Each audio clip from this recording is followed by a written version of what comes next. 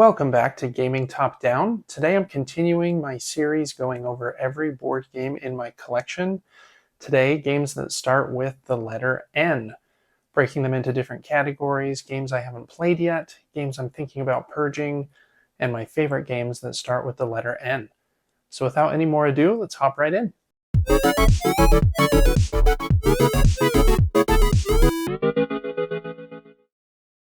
Okay, first up, I have one game that I haven't played yet, but I do think I will like. This is Naturopolis. And the reason I think I will like this one is I have Sprawlopolis, which is a very similar game that spawned this version as well as another one I think called Combopolis or something.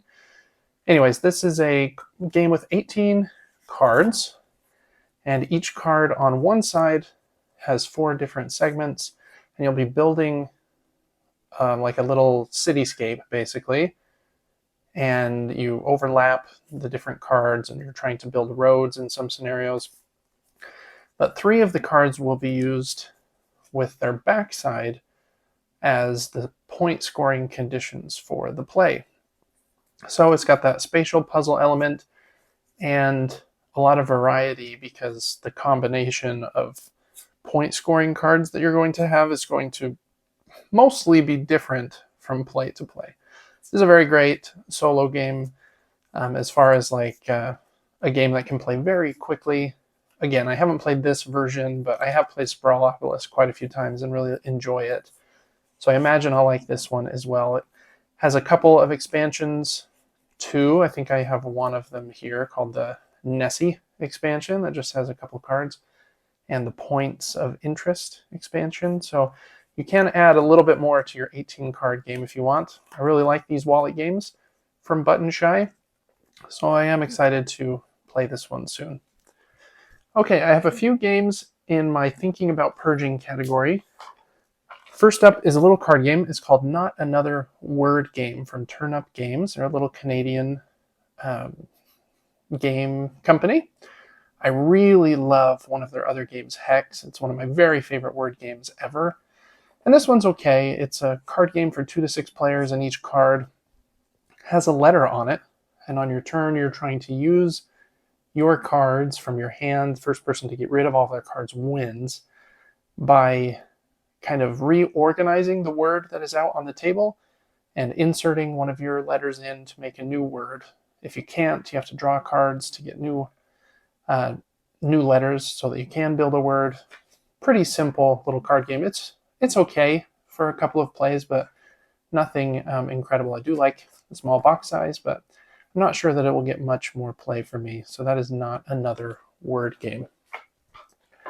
Next up is a little flip and write game, Next Station Tokyo. And, you know, it's totally good and fine. I think it's pretty like sleek. It comes in a cool little box with a magnet clasp. I really like those for some reason. And it even plays really smoothly too. On each round, you'll have a different colored pencil. And then for that round, you'll be building out like the blue subway route or the red subway route. And a card will be flipped over, and you have to, build to a station that matches that. And it is really like simple and almost kind of elegant in how it plays, because it's very simple. You're, trading the colored pencils each round and flipping over the cards, and it just functions very, very smoothly. But at the same time, I didn't feel like any like pizzazz or excitement really when I was playing. I was like, okay, this is fun. It's good. But there are so many games in this flip and write genre that I don't know if good is quite enough to stay around. I do like the small box and the art, so we'll see if this one gets purged or not. It has a couple different versions, I think Paris and Tokyo, and even a third one I think that's coming soon as well. So I know it's been a pretty good and popular series for Blue Orange, but I'm not sure if it will stay on my shelf much longer. That is Next Station Tokyo. Next up is one of the earlier games I got in my collection. This is number 9 from Z-Man Games, and it's a very simple game. You are playing, upside down. You are playing these little tetromino tiles down with the goal of building upwards. because the bottom layer, you would multiply your number here by 0 since it's the first layer. So you won't get any points for the base. But the bigger the base is, the more options you'll have going up. And so you really want to get these tiles up to the first, second, and third level above that base level so that you can score a lot of points. On every turn, a card will flip over, and you'll place a tile. You can't place it over a gap, so you have to be pretty careful in where you have oriented that base layer so that you're not kind of pushing yourself into a corner where you don't have places to play the tiles down. Very simple game. It says 20 minutes here, and that's probably pretty accurate. It's fairly fun for a game or two, but again, tile placement is a genre that's very competitive as well, and this one's fun, but I don't know that it's good enough to stay around. That is number 9. And last up is one it's in my Purge section, but I don't think I will. I should probably have like a between Purge and favorites section for need to play some more to determine where exactly it falls. This is Near and Far from Ryan Lockett. And I think this is my fault here. I just haven't played it enough. I've played it 2 times, both times with the intention of starting kind of the campaign where you play through, I think, 10 scenarios. So both times I've just played the first scenario with kind of a year gap between the two. And yeah, I've never even gotten to that second scenario. So I really think that I would like this one if I gave it like, okay, this is what we're playing every game night for the next 2 months until we're done with that campaign. And you can follow the characters. You've got this ongoing story. The map kind of is dealt with in a Gloomhaven type way where it's a spiral bound notebook and you flip over to the next page. So it's kind of this journey kind of from west to east, I believe, through this land. And the mechanisms, are pretty solid. Like, it's a worker placement game. You are placing your character either somewhere in the town to get something, or when you feel ready, you go out adventuring on the game board. And there's this 120-page storybook, and you'll be reading paragraphs and doing skill checks. So it's kind of a weird blending of like Dungeons and Dragons style skill checks and story-based gaming with, a little bit of like Euro inventory management and worker placement and a little bit of blocking with that worker placement on the game board. So I have really liked it the 2 times I've played it, but I don't feel like I know it well enough to give it a verdict yet. Hopefully it will move into my favorites category, and I do hope that I will be able to give it the time that it deserves here soon. So that is Near and Far. Okay, and then I have a few games in my favorites category that start with the letter N. First up is a solo game in the Oniverse series by Shadi Torby. This is Nautillion, and I think this is the simplest of the games in this series. Basically, you roll 3 dice on your turn, and 1 die will move your ship like towards the end of the board. 1 die will move the enemy ship from the end of the board towards the beginning of the board, and 1 die is used by the Dark Lighthouse to kind of mess you up. And so it's all about kind of taking those 3 dice to give yourself just a little bit more good than the bad that is coming your way from the other 2 dice. Very fun. You're basically gathering these crewmates in your ship, the Nautillion, along the way. And if you fill your ship up with all of the crew members that you need and reach the end before the other ship reaches the beginning, then you win. And I think there's like 4 or 5 mini expansions in this game where you can make it more difficult and play with alternate conditions. There's also 4 or maybe even 6 different Nautillion ships that have different placement rules about where you can place the crewmates. So there's a lot of variability in here too, much like the rest of these games in the Oniverse series. So if you're wanting to hop into the series, I think this is a good starting point because it's, like I mentioned, I think the simplest in the series. You just have to be okay with games that have dice and a little bit of luck, and sometimes it's just not going to go your way for sure. But it's like a 15-minute experience, so you can just kind of reset up and start rolling again. This is one I've really liked again, I like solo games that are in that shorter time frame. So Nautilus is a winner for me. Next up is a 2-player game called Nagaraja. And this one's, I really like it, but it's a little odd.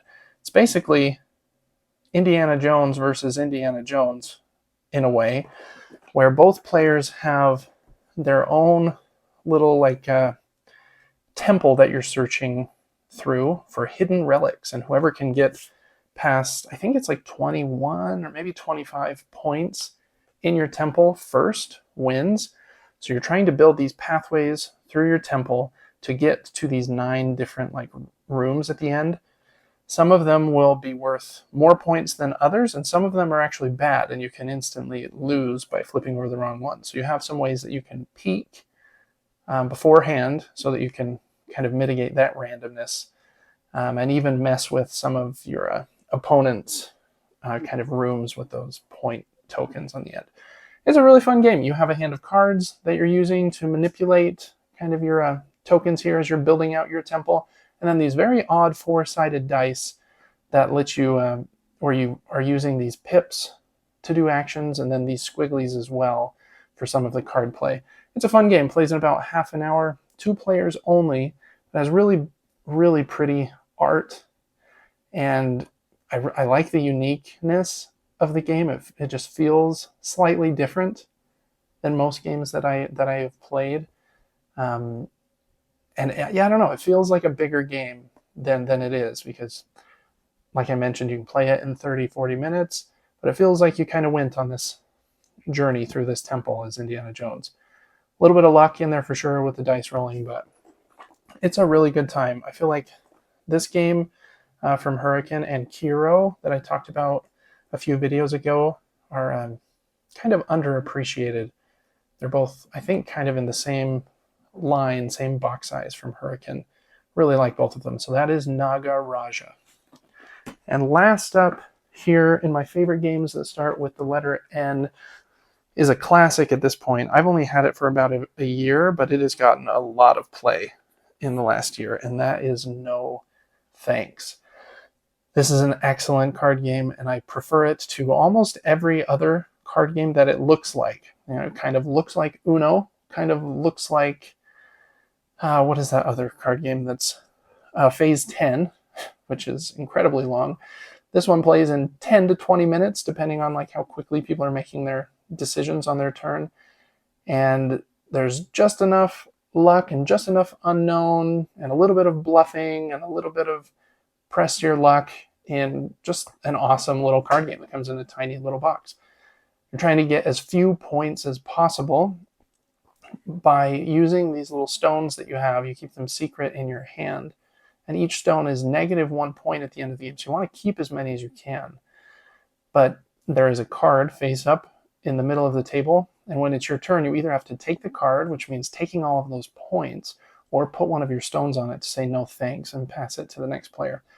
So eventually, that card will have enough of those stones on it to be worth taking, because the player that takes the card also gets all the stones on it. And there's a couple other wrinkles where a few cards are not dealt into the deck each round, and if you get cards in a sequential order, like 22 and 23, you only score the lower of those 2 numbers. So there might be some cards that you want to kind of create a run and cancel out some of the points from other cards that you have.